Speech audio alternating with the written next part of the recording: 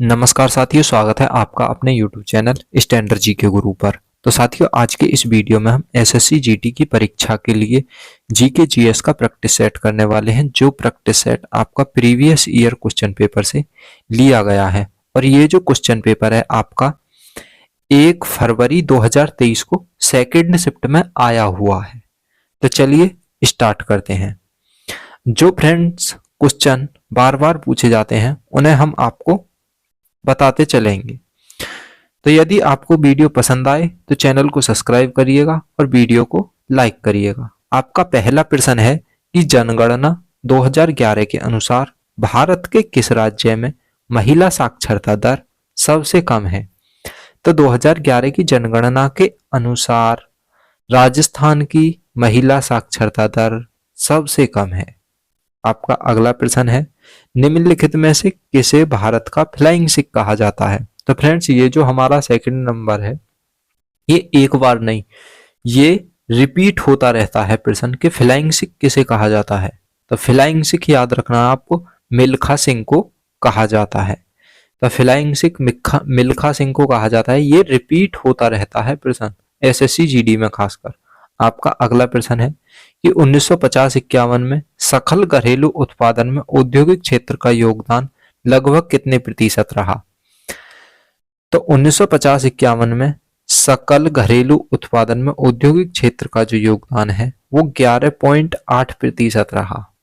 कितना? 11.8% रहा।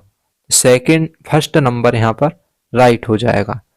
आपका अगला प्रश्न है, निम्नलिखित में से कौन हर्षवर्धन के दरबारी कवि और हर्षचरित के लेखक कौन है? तो हर्षवर्धन के दरबारी कवि या फिर हर्षचरित के लेखक ये बाण भट्ट हो जाते हैं। कौन है फ्रेंड्स? बाण भट्ट।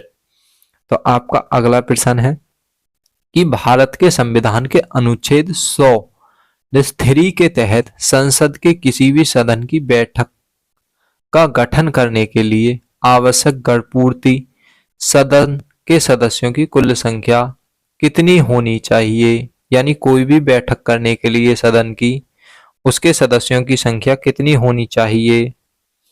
तो इसका राइट जवाब हो जाएगा कि 1/10वां भाग होना चाहिए।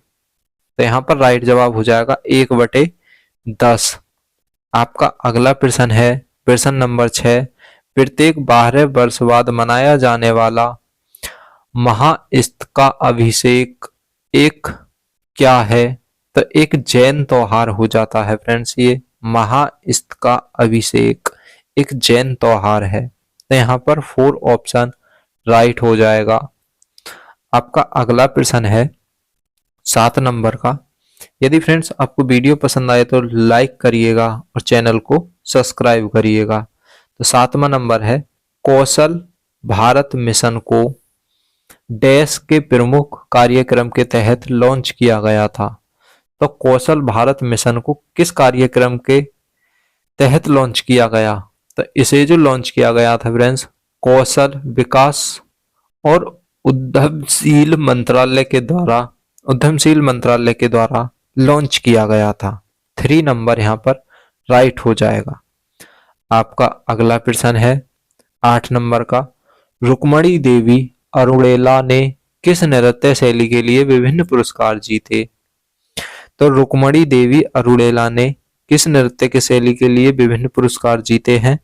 तो ये भरतनाट्यम के लिए जीते हैं। भरतनाट्यम जो आपका नृत्य है ये एसएससी जीडी में आना ही आना है।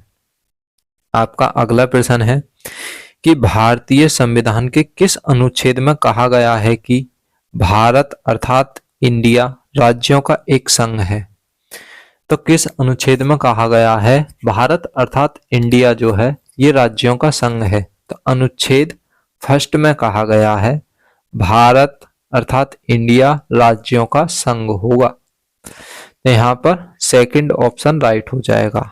आपका अगला प्रश्न है 10 नंबर का कि 1866 में लंदन में ईस्ट इंडिया एसोसिएशन की स्थापना निम्नलिखित में से किसने की थी?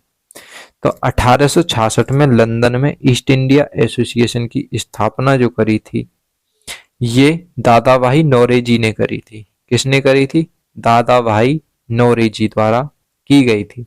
4 ऑप्शन यहाँ पर राइट हो जाएगा। आपका अगला प्रश्न है कि भारत के किस केंद्रीय मंत्री ने नवंबर 2022 में भारत अंतर्राष्ट्रीय व्यापार मेले में खादी इंडिया पवेलियन का उद्घाटन किया था? तो खादी पवेलियन इंडिया का उद्घाटन 2022 में किसने किया था? तो फ्रेंड्स ये नारायण राणे ने किया था। नारायण राणे द्वारा उद्घाटन किया गया था किसका? खादी इंडिया पवेलियन का। तो यहां पर फर्स्ट ऑप्शन राइट हो जाएगा।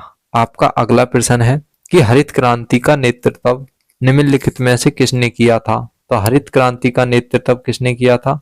एम.एस. स्वामीनाथन द्वारा हरित क्रांति का नेतृत्व किया गया था।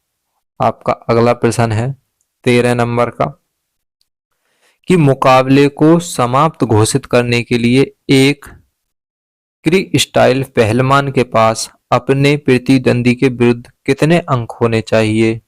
तो ये एक पहलवान को अपने प्रतिद्वंदी को हराने के लिए और उसे समाप्त करने के लिए कितने अंक होने चाहिए? तो इसमें 10 अंक होने चाहिए। तो यहाँ पर फर्स्ट ऑप्शन राइट हो जाएगा कि किसी भी पहलवान को अपने सामने वाले पहलवान को हराने के लिए उसे 10 अंक चाहिए। आपका अगला प्रश्न है कि उत्तर पूर्वी पवनें कहां से उत्पन्न होती हैं? तो उत्तर पूर्वी जो पवनें हैं ये कहां से उत्पन्न होती हैं? तो ये उत्तरी गोलार्ध के उपोष्ण कटिबंधीय उच्च दाब कटिबंधीय से उत्पन्न होती हैं। कहां से? उत्तरी गोलार्ध के उपोष्ण कटिबंधीय उच्च दाब कटिबंध से उत्पन्न होती हैं उत्तर पूर्वी पवनें। तो यहाँ पर 3 ऑप्शन राइट हो जाएगा। आपका अगला प्रश्न है कि नाइट्रोजन का परमाणु द्रव्यमांक कितना होता है?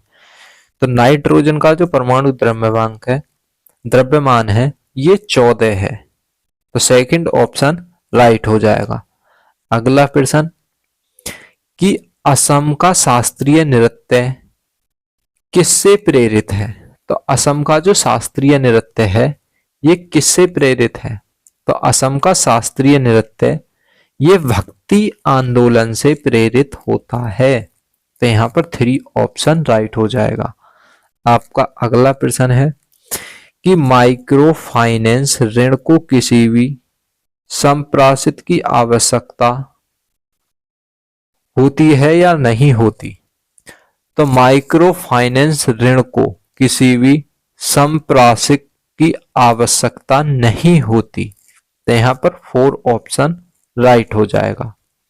आपका अगला प्रश्न है 18 नंबर इंडिया इंटरनेशनल कॉन्क्लेव 2022 में ग्लोबल पीस एम्बेसडर के रूप में किसे सम्मानित किया गया?